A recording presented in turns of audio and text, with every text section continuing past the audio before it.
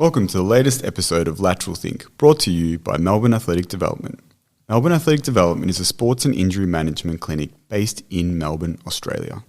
To maximise your performance, optimise your injury management, contact the team at Melbourne Athletic Development. As many of you know, Jack and I have a very diverse understanding across multiple areas of practice, whether they relate to sports performance, say for instance with my background in track coaching, or with Jack and his background in yoga practice. We've combined a lot of this knowledge over time with our clinical and sports performance experiences to really develop what we do. And as you know, we love education. So what we've tried to do is take that knowledge and put it into an online learning community. We think this is important because it's an opportunity for people to interact, learn, and upskill as they try to improve the practice of what they do. So if this is something that you would be interested in doing, head to melbourneathleticdevelopment.com.au/education and get an understanding of how you can upskill your current practice. Hello and welcome to the latest episode of the Melbourne Athletic Development Podcast. Jack. John. How you going, mate? Yeah, I'm doing well. It's good to be back doing this. It feels like it's been a while. It has, fortunately for both of us. We haven't had to see each other. It's been good. Today we thought we would talk about a topic that I think in general is, something that people are interested in, which is youth development, particularly in the arena of sports performance and also in terms of injury management or prevention. So I think it's, something that people are interested in and they want to learn a little bit more about. And we often get a lot of questions when we have particularly adolescents come in who are involved in sport about what kind of things that they can do to improve their preparation for activity and also reduce the risk of them having injuries in the future. Yeah, and obviously there's a lot of similarities, but there are some key differences both in terms of how you develop youth athletes and even actually injuries themselves, and perhaps that's a topic of conversation for another podcast, but there are some distinct differences based on the maturation of the system, that concept of, i.e. their training history and their physical development, in addition to the plasticity of the neural system. So you're telling me you can't just train kids like adults? You can try. It might not work that effectively, but I think that's the first question that people tend to have because we see this a lot. Obviously, I'm involved in track and field, but we work in a lot of different sports. We work in basketball and rowing and, obviously distance running is massive for us. Obviously, Lydia has a really big background in weightlifting. We're involved with a hockey club. So we see the gamut, right? We see the people who are developing in their sport quite significantly. And one of the things that's often asked of us is, what kind of training they think is important for the development of, them as an adolescent, or their parents are asking these questions. Yeah. And there does seem to be a little bit of a mismatch between what is good for their development and what is good for their performance right now. Yeah, and if you think about it, it makes sense to well, I want my child to become really good at AFL. I'm just going to get to the focus on that. They're going to be playing school footy, club footy, rep footy, basically be playing footy all year round. And it does make a lot of sense to think you're going to see them be able to refine their skill set in that domain quite quickly. But I think one of the things that you just alluded to then is we do need to think about timelines because undoubtedly you're going to see in the short term some improvements, particularly if they're relatively new to that sport. But we do see consequences to what you call early specialisation. Do you want to define that for people? Because I think it's a term that gets used often, but I think, this podcast, I think we're slightly, we're obviously talking about it because it's something that we're interested in, but we're probably attacking, both, the general consumer as well as some of the people that we work with who are more on the performance side of things or are more on the health side of things. So specialization, what exactly is it? Yeah, so as the term suggests, it's the specialization, the focus on one particular sport in this situation.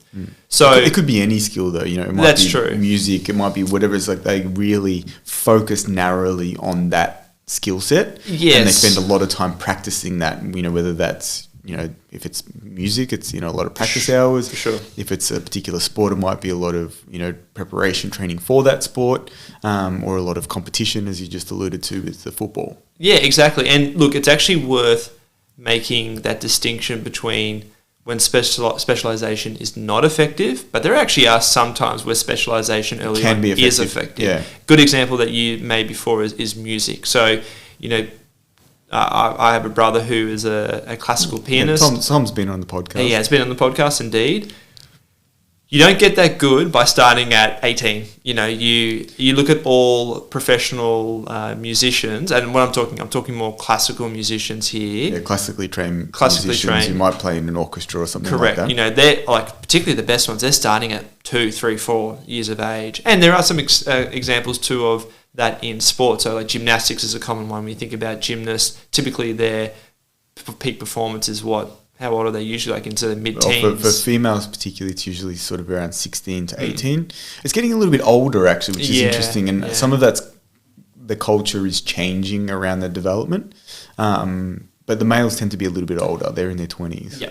So when we go back to this concept of specialization, the deliberate choice of focusing on one particular sport or endeavor, we think about things like music, is actually something that is beneficial for someone who's looking for elite status. Well, let's talk about why that might be the case. I think, someone that we've referred to a fair bit is someone like David Epstein, and he uses a nice description, I think, that's useful for this. You mentioned in a podcast we did recently, is the difference between a kind learning environment and a wicked learning environment. Yeah, I quite like those terms actually, because I think it describes it well. Yeah, absolutely. So you can think about a kind environment, and that is it's somewhat kind in that there are more constraints. Or another way of thinking about it, there are less variables you need to consider. So again, a good example is music, or gymnastics is similar. You know exactly what's ahead of you. You know exactly what you need to do. You don't have opponents. Someone's not going to tackle you on the stage. Correct. While you're playing the violin. You don't need to make decisions in the moment. You don't have to go, hang on a second, this person has responded this way, I need to change. Well, you might. I actually was recently talking about music. This is a silly example, but I was watching the Australian violinist Ray Chen playing.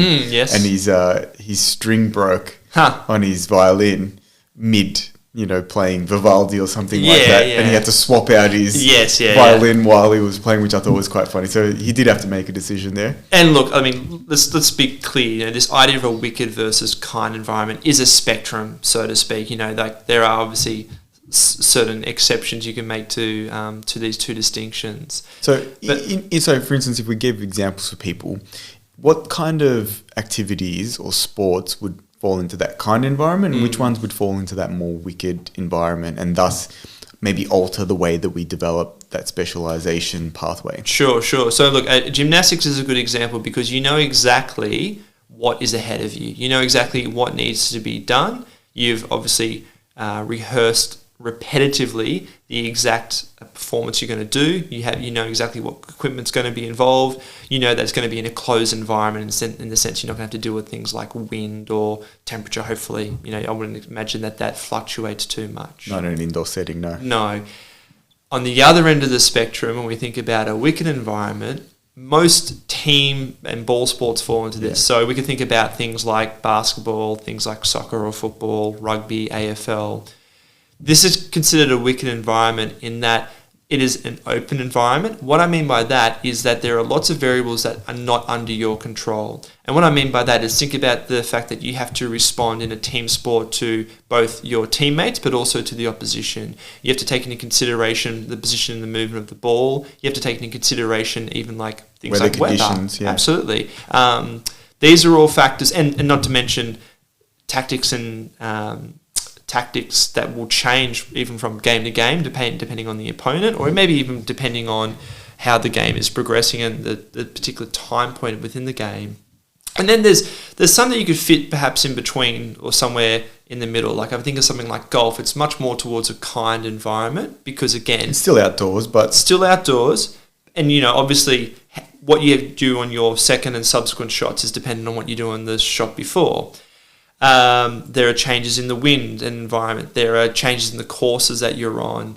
So there are some things to consider. It would typically be considered more of a kind environment because it's probably somewhere in the middle, isn't it? Like if you have, say, something like gymnastics or even, say, 100-meter sprinting, they tend to be much more in that kind end. And then, you get something like golf, it's slightly in the middle. And then you go to those team sports where there's lots of variables. That's probably going to be on the more wicked environment. Yes. So, and when we come back to discussing youth development and specialisation, it's important to make these distinctions of how you classify the particular sport because that will determine whether specialisation is going to be effective or not. Now, typically speaking, specialisation is something that is not going to be effective for most sports because most sports fit more towards that wicked environment. Okay, question is why? Why is specialisation less valuable in a sport that has more variables? Because the fundamental question you'd ask is, well, don't you then need to practice in that environment more in order to get better at it sooner? Yeah.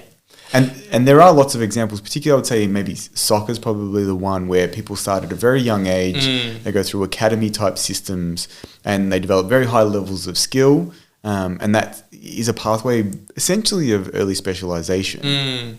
Yeah, look, I don't know the specifics for soccer exactly, but it's interesting to looking at other sports. Like I know there's been some research looking at, say, basketball and elite basketball players, where if you look at the ones who typically become the best, they are the ones that even within their late adolescence, they're participating still in multiple sports. Well, I think the prime example of that, and this will open up a debate in itself, but the greatest basketballer of all time, Michael Jordan, played baseball for much of his high school years and even loved it so much that obviously he tried to, during his career, go and play baseball again and was obviously a very good baseball player in all relative terms. Yes. So it shows that he was not only focused on basketball, he was developing other skills as well. Yes, and there's always exceptions. I know people, we have these conversations, they go, oh, what about this player though? What about that player? Of course there are exceptions.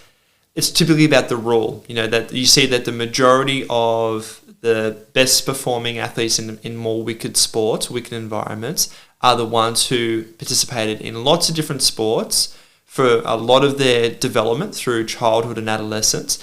And then typically, they might get to say 15, 16, 17 where you start to realise, okay, this person really has skill and ability and you can then start to specialise. And I think, or even David Epstein, for those people interested, if you do want to read Range, it's a very, very interesting book. But he brings up Roger Federer, and I think it's the first chapter of the introduction. And he says, he was in an environment that would have been conducive to him specialising early. Like his parents were tennis coaches, and particularly his mother. And he played tennis, but he also did other sports, and he kind of waxed and waned about how involved he was. And then when he realised, okay, I am pretty good at this, he started to specialise a little bit later and went on to obviously be one of the best tennis players in history. Yeah, and I mean, it's not to suggest that if you play lots of sports, you're going to become the lead athlete. I played plenty of different sports when I was young, and I would say I'm a relatively very average athlete. But you give yourself in these wicked environments more opportunity to be good by developing what we call multilateral skills. Yeah, and this comes back to your question of why is this the case? Because again, when you think about it on the face of it, it's well, wouldn't me focusing on one particular sport help me develop skill sets specific to that sport? And technically that's correct. The issue though is but depending on how much diversity you have through what you would call those key developmental periods of your life. So basically from childhood to sort of middle, late adolescence, that provides essentially physical and sensory feedback to your body and your brain that develops what you would call more, say, diversity or complexity in your sensory motor system. So what's sensory motor system? Well, as the name suggests, sensory, i.e. input, motor, i.e. output. When It's how well you sense things in your environment and how well you can then respond through the motor actions that you create. Yes, exactly. So you think about movement that we create to perform any task, whether it's got to do with walking, sprinting, playing a particular sport. We all have particular movement patterns and signatures, but for those interested, we did a talk with Dr. Jake Cohen on movement variability, which fits in with this very well.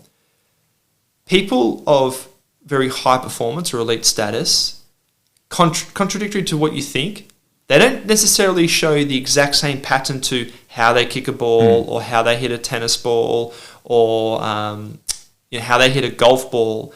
We actually see variability in that particular performance or task. And the interesting part about that is they can get very similar outcomes for what happens. So say if it's a tennis serve, for instance, they will always land the ball where they want it if they're an elite performer. Yes. But actually the way that they've set up their swing or the position they've started from can vary, right? And whilst they'll follow a similar pattern, if they actually, and this is some of the stuff that we were speaking about with Jake, but if you do, in-depth biomechanical analysis, use things like a Vicon system and, 3D analysis, you'll see that they actually don't follow the exact same movement. Their arm might shift a little bit more at one point to another.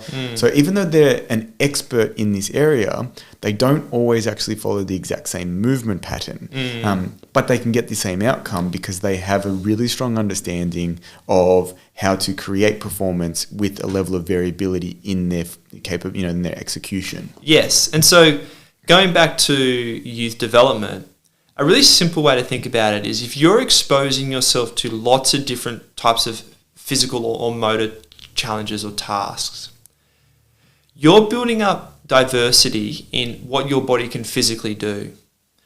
When you then think about later on, when you, let's say, getting into later adolescence, early adulthood, and you may start to then specialize or focus in a particular sport, how your brain and your sensory motor system solves or provides a solution to a particular task is going to have more tools or more options to choose from.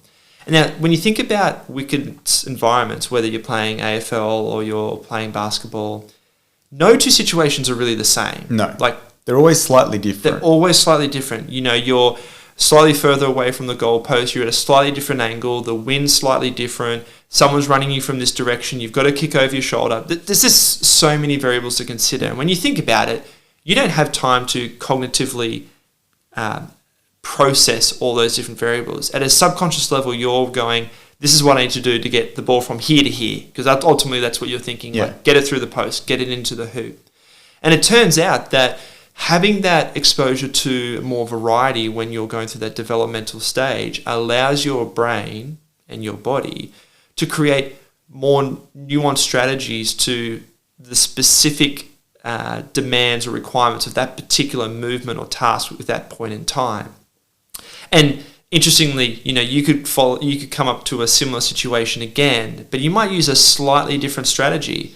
And that may be because some of the variables are slightly different. You're in a slightly different position relative to the post, the opponent's in a different position, or it could even be things like because you're fatigued as well. And that's also an important thing to remember, that when you think about these wicked environments, well, this is actually for any particular physical task, there's also internal changes that happen.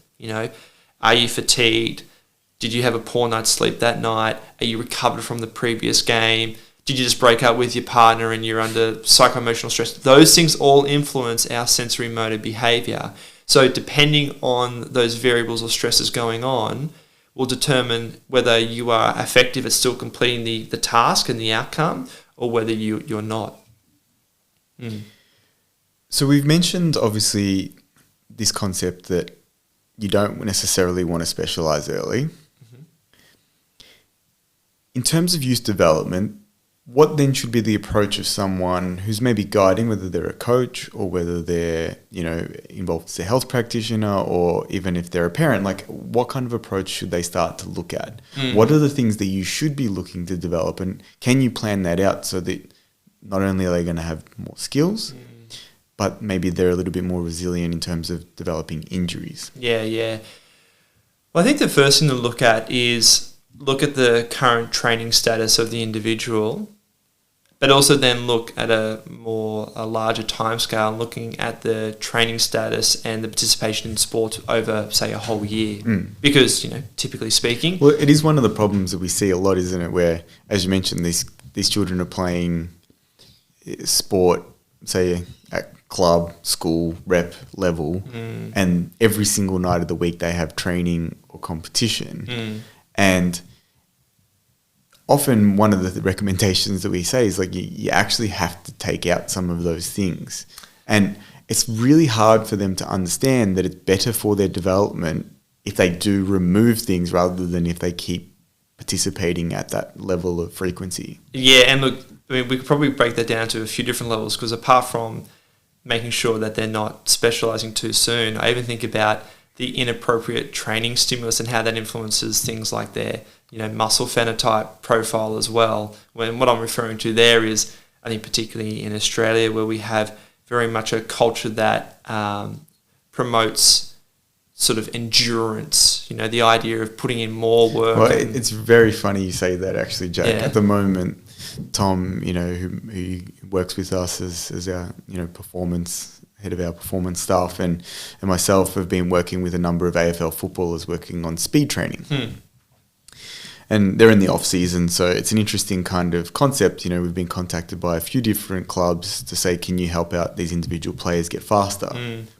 And they come down and they have a really strong understanding of what they need to do from an endurance capability, but they have almost no understanding of how to get faster, right? And it's not through lack of knowledge, I think, at the club level. There are some, and especially even some of the people that have asked us to help out with this are actually very experienced in this area. Yeah. They just don't actually get the time allocation to work with these players on developing, say, speed skills. So it's left to periods, say, the off-season, where it's not even pre-season, it's before they've even started the pre-season, and the players are not really going to the club, that they seek out information in this area. But if you ask them about, what do I need to hit for my endurance capabilities, they're very, very clear on that. Yeah. And I think it speaks to exactly what you're saying, of like the huge gap that there seems to be in the knowledge of, the desire to get better in an endurance space versus, say, getting faster. Yeah, and look, this, talking about, say, for instance, I mean, particularly here in Victoria, Australia, where something like AFL is a very, very strong sport.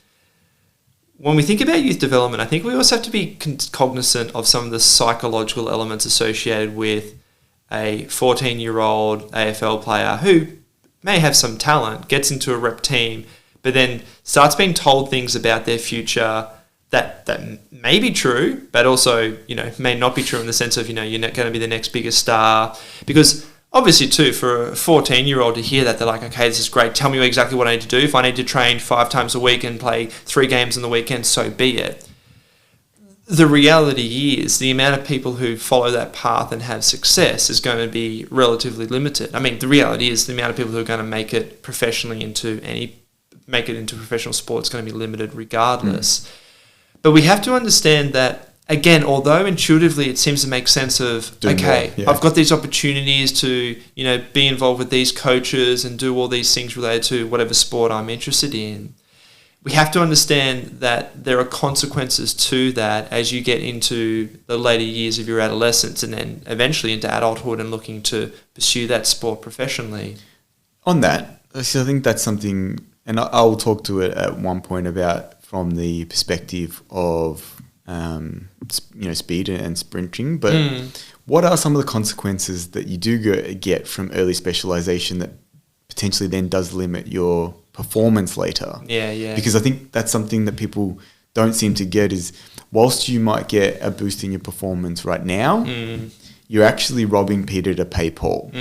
In the future, you may have actually taken away your development and you've lowered your ceiling, as an analogy. Yes. Because you've actually not necessarily addressed some of the development things that are much more difficult to develop later in your overall maturation. Yeah, and that's probably a good way to conceptualize this. Of think of it, the fact that we all have ceilings, right? And so when we say ceilings, we don't mean on our house. Yes. The upper limit of your performance, correct, whether that be physically or in some sort of skill set, like playing a sport.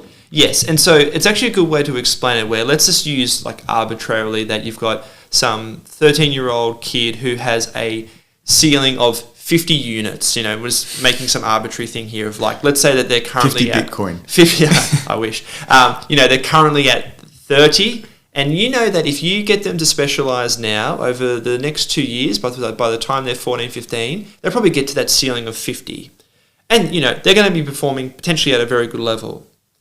The problem is if they reach that ceiling when they're 15, there's nowhere else to go. And although during the next couple of years you might actually perform at a higher level, you start to see that when you get into 17, 18, 19, some of your other competitors have a ceiling of 60, 70, 80, and they're starting to reach it in that later point in their life. And this is where it's very important to understand that when we diversify sport through that youth development, you're increasing that ceiling. So that ceiling of 50 or whatever we're not just saying this off our own bat. There's actually research on this. So particularly in the youth development arena, there's two researchers that have done amazing work. Gregory Myers and Avery Fagenbaum. They're based in the US, but they've done a huge amount of research looking at the physical development features for youth athletes. And they actually write the position statements, particularly for the National Strength and Conditioning Association and a number of sports on this. And they show that developing these multilateral skills in a wide variety of physical skills pushes your ceiling up. And when you start that, will actually have an effect on how high your ceiling actually is. So in a really cited study that they did in 2011, they talk about the difference between starting that development as prepubescent, so before puberty starts, during puberty or post-puberty. And what they find is that actually the windows of development close if you start later. Now, I will put the caveat on it, that doesn't mean that's specialized training. What we're talking about is, as we said, that diversity of movement experience or different skill sets. So if you have your child, and this is not to say take your child out to play 12 different sports every week, but if you have a young athlete or your child, for instance, is interested in developing their skills, it's actually valuable for them to what they call trial different activities, whether that's be playing with their skateboard, doing some gymnastics, playing footy, going in the summer doing some cricket, doing different things that require different movement patterns of them, right? Through that really what they call the skill hungry years, which generally are between the sort of like 7 or 8 to about 12. If you expose them to more, particularly at a reasonable level of intensity, so when I say reasonable level, I mean like they're enjoying it and they're having play and they're being children still, they do develop skills that are going to be beneficial in the long term, rather than as an 8-year-old saying, I'm going to be Don Bradman and I'm only going to play cricket. Right? That will actually probably slow their ceiling, or they'll limit their ceiling from being as high as what it potentially could be. Yeah, the other thing I think it's worth explaining or sharing at least is, again, I think back with our discussion with Jake Cohen, I thought he put it well, where if you look at a kid who, for instance, you give them a basketball and you start getting them to try and shoot it through a hoop, to begin with, they'll start sampling lots of different ways to do it, to try and figure out, how do I do it? How do I get it through? And then once they find one particular solution, they'll start to explore that further and develop more of a refined approach of that particular movement pattern. And they create certainty around that too. Like it's funny you say that, because I think that you see that in other areas with younger children. They find, say, some sort of strategy that works for them, might be in dealing with their friends or whatever, and they just keep repeating the same thing until they realize, oh wait, that doesn't work in every single situation. And neither of us are parents, but we work obviously with adolescents a lot in our clinical work, and you see that they will try the same thing over and over until they feel like they've got it, and then you're like, okay, I need to find a task that pushes them out of that. And that's why it's useful to sample other sports or other activities. And you can even appreciate from the standpoint of basketball versus AFL versus cricket are going to develop very different physical components. And it's important to understand that there is transfer in some ways, whether it's maybe related to some of the physical components that you develop through a particular sport, but then particularly from that neural complexity that you develop as well, where you think about basketball, it's going to develop certain motions associated with your upper limb and how you coordinate that with your lower limb. It's going to create lateral movement. It's going to create multi-directional awareness, as opposed to, cricket.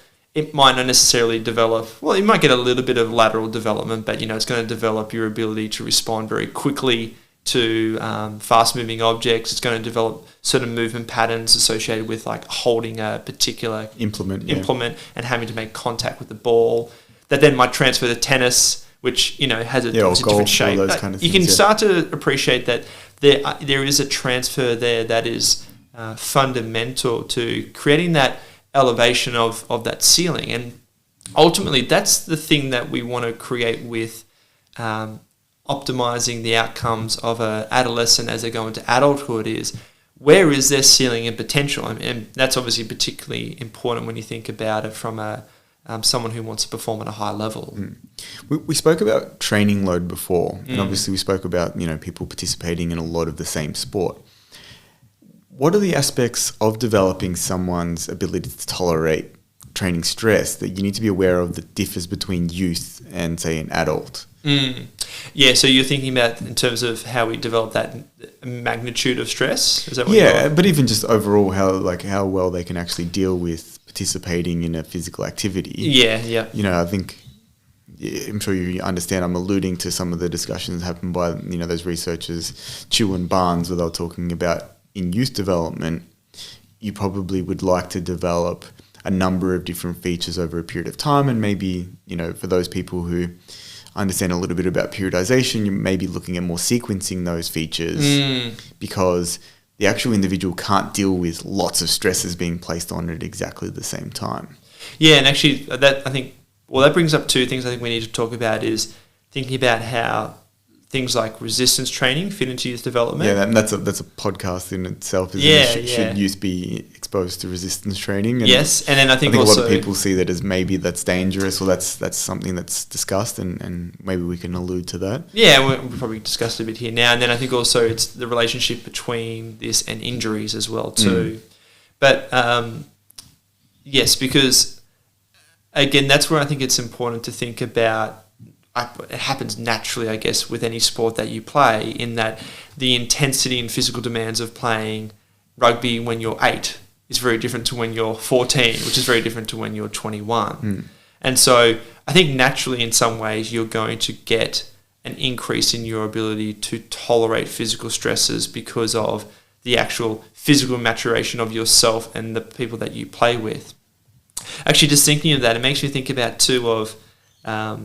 when you think about performance in youth, of the advantages of when you're born and also just perhaps when you physically develop and how that influences your outcomes over time. Everyone talks about that, like the children that hit puberty early, yes, or are physically bigger than other athletes.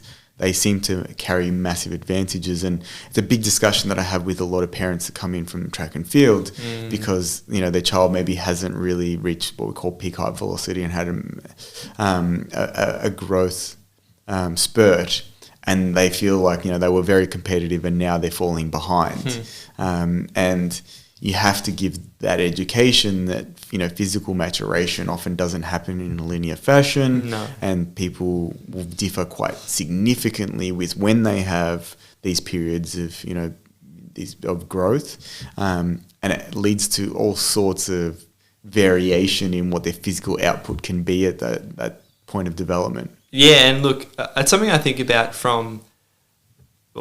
I think it's good to keep in context that for the 12-year-old kid who's a bit of a man-child, although that helps them at that point playing sport, it also limits their development because they become too dependent on their physical attributes to dominate a particular sport. Well, I think that's actually a really good point. And I'll ask you the question on this. Like, if someone is an early developer, what's the approach that you think that parents maybe should explore or coaches should explore? Because there is that challenge that athlete will get used to the idea that they can physically dominate whatever they're participating in rather than maybe developing some of the skills that are going to make them well-rounded in their development of that activity. Yeah, well, look, just thinking off the top of my head, two things I think about is putting them into positions where they cannot use their physical abilities as much, or into sports, again, giving them exposure to sports where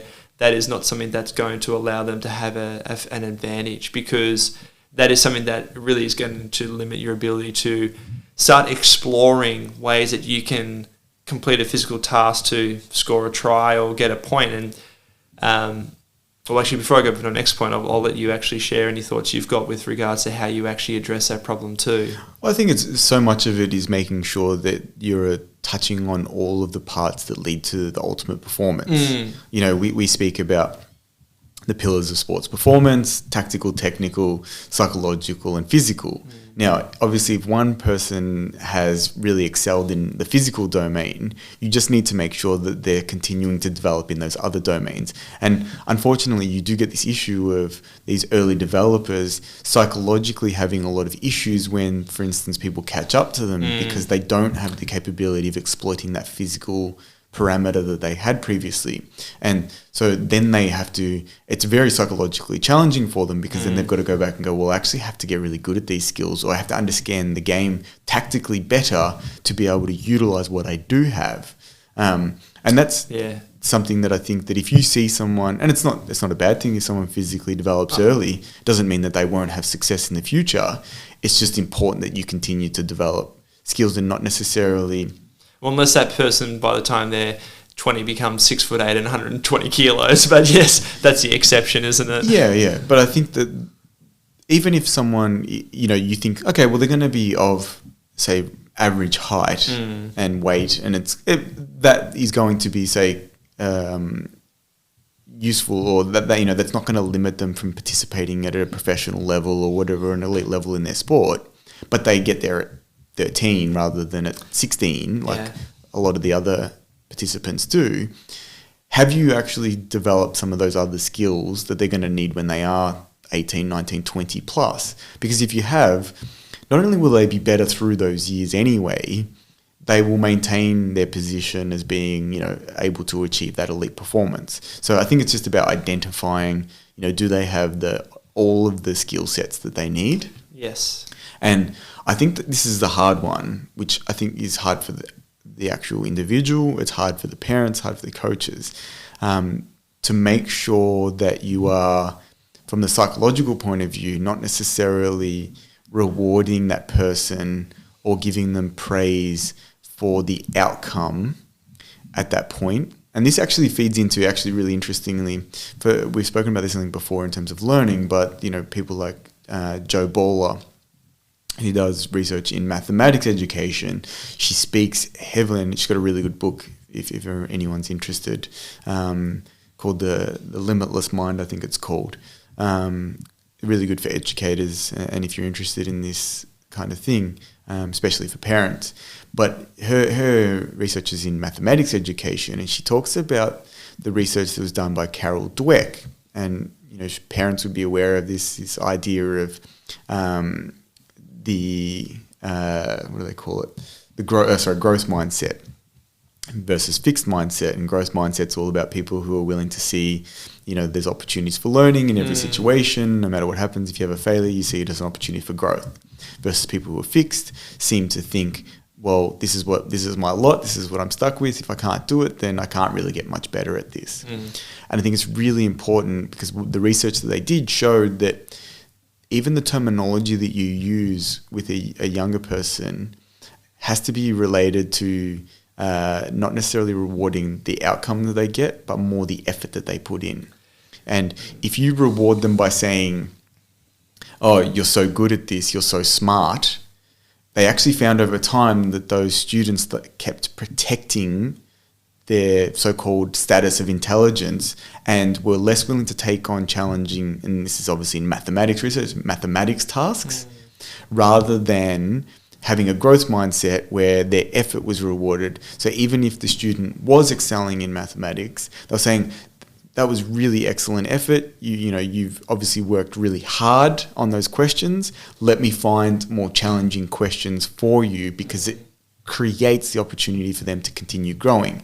And I think the same thing should happen for that early developer, where you say, well done, you know, you've obviously worked really hard at developing the skills that you've developed. Let's find some, as you said, situations where we can challenge your skills more, rather than just saying, oh, you're a gun, you're way better than all of these other kids, look at you dominate them, let's go and celebrate. Well, and it's funny, like, I was going to mention the exact same analogy, but from the opposite perspective, where if you've got a child who, let's say, is smaller and are slower to physically develop, you can appreciate that if you get them involved in a sport where having physical size is advantageous, which they don't have, it starts to get them to think about how do I make sure I can get around and it's funny, like you can probably give some better examples, but I know that this is a very common story in NBA, and I know you're an NBA fan.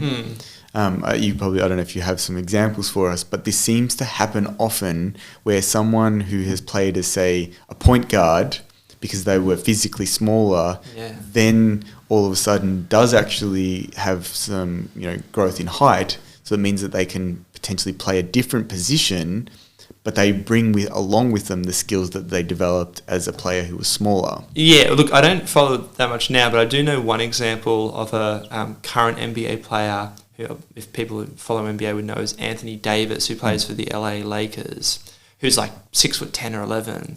But throughout his childhood, he was like, I think, tall, but not necessarily in basketball terms. He wasn't. Yeah, he was a point guard. I think up until I think what they call freshman year or whatever it was, until he was about 15 or 16, and he went from 6 foot to 6'6" to 6'10". Yeah, and so you can appreciate, and for people who know who this player is, he's someone who clearly has physical size, but has the skill set of a small player who is used to having the ball and being able to handle the ball effectively. So it creates a very unique skill set.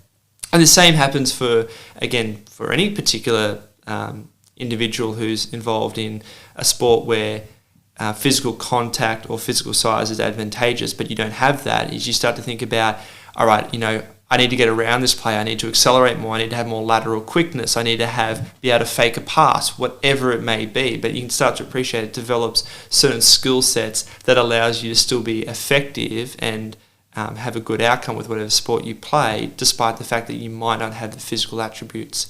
Now, I mean, there's always going to be potentially a limit. Obviously certain sports do require certain physical traits. Obviously, like again, think about basketball. You may be the best point guard in the world, but if you're 5'8", you're probably going to be limited in your ability. What about Muggsy Bogues? Yeah, well, there are exceptions. I don't know if there's any examples of that these days, though. But he's still one of the. I think he's a Hall of Famer. Sure. Let's talk about exceptions versus rules here, hey?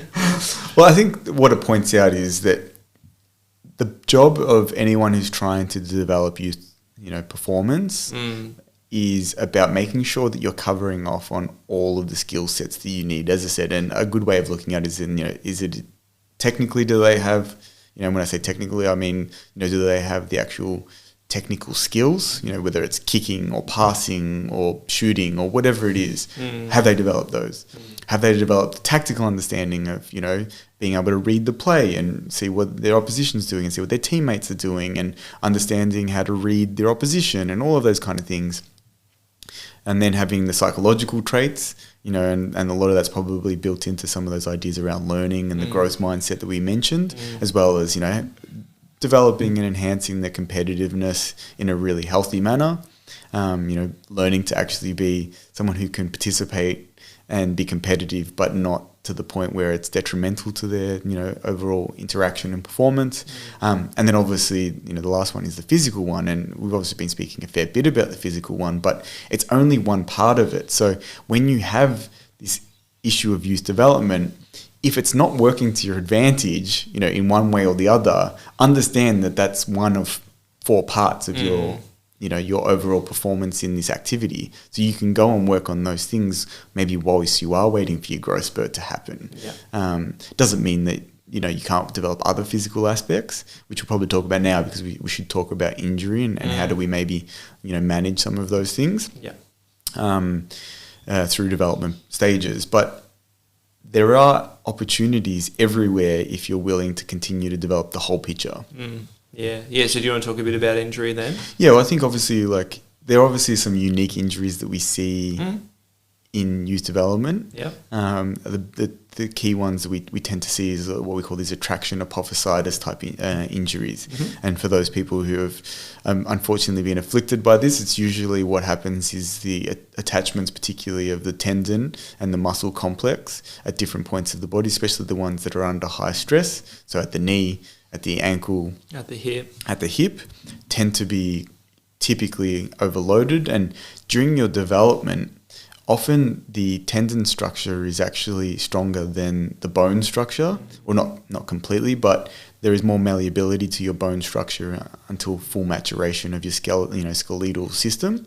And so what you end up getting is, for these people who've had it, they'll know is, you end up with things like Sever's lesions or Osgood-Schlatters syndrome, where the actual bone formation starts to actually be stretched, and you'll get these bumps that develop. They can become extremely uncomfortable and painful, and that's because the actual attachment site is being pulled upon by the mechanical tension of the musculotendinous complex at that area.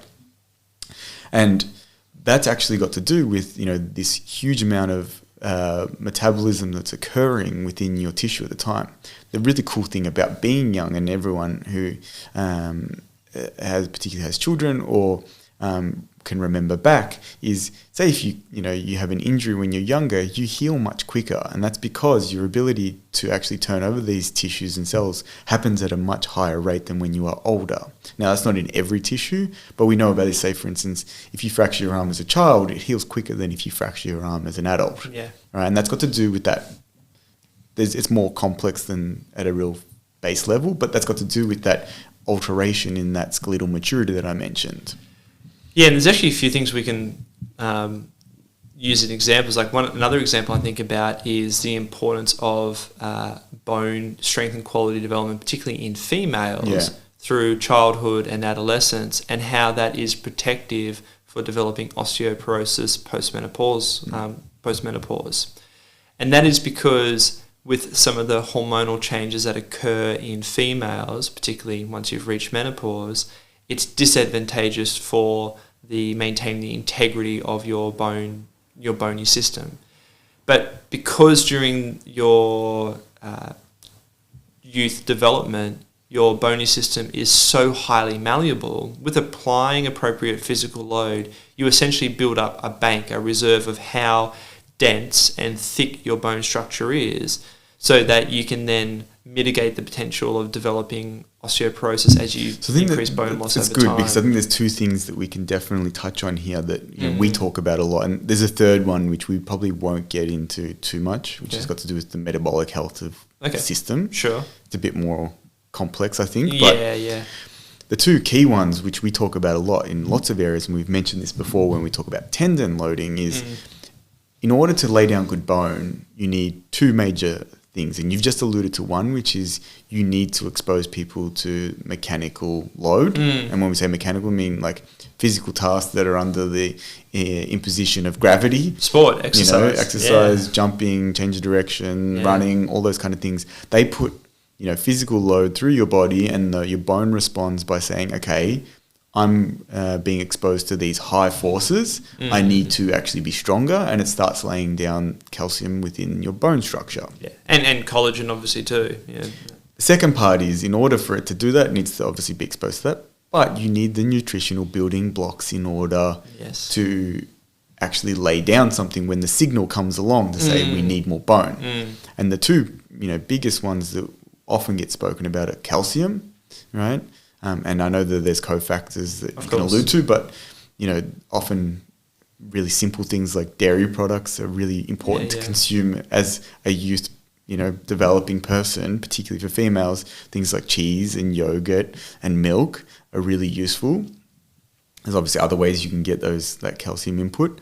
And the other one, as you just mentioned, is collagen intake, because they are the main constituents that make up the overall structure of bone. I think actually too, and it's just really worth highlighting this for people who are unfamiliar or interested, is the importance of high impact loading in particular for bone. And this is actually something that we should talk about with things like swimmers in particular. Yes, and even endurance training can actually start leaching some of that calcium back out again. Yeah, because you think about swimming where you're in a different medium, you're in water, you're not actually exposing yourself to high ground. We're not exposing yourself to any ground reaction forces whatsoever. So when I say that, I'm talking about when you think about sprinting or jumping, as you jump up in the air and you get the acceleration of your body down into the ground. That ground reaction force, i.e. that contact you make with the ground, is creating forces that are often magnitudes higher than your own body weight. And that provides a really important signal to the bone to ensure that it can then withstand those forces over time.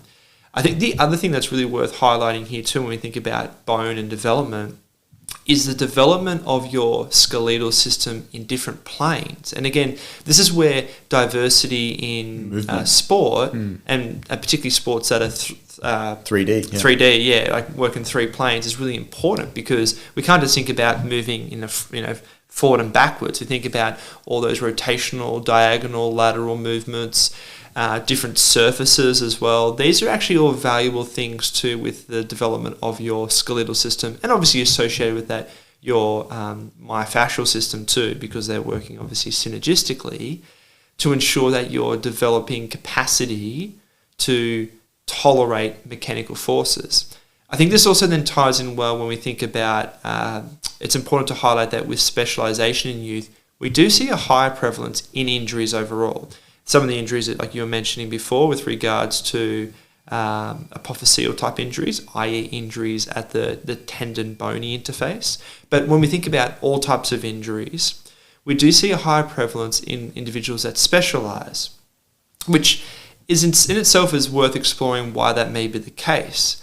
But again, if you think about the point I made before about when you have diversity in sport, you have diversity in the types of forces you're exposing yourself to.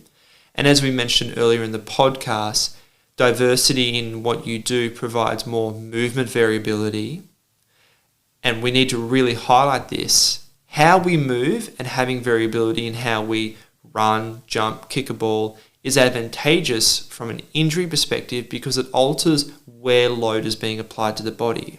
So you can imagine that if I just got you to kick a ball 100 times, if you kicked it the exact same way every time, you're going to really localize the force through a particular point or a particular plane in the body. And that's where you might get that overload of that tendon structure. Correct. That's what we call a apophyseal kind of attachment site. Yes, as opposed to kicking that ball 100 times, where there's slight variations, where sometimes kicking around corners, exactly. You're trying sorts of different things. Yeah, or even like you might be kicking in the exact same direction, but this time you swing the leg a little bit more.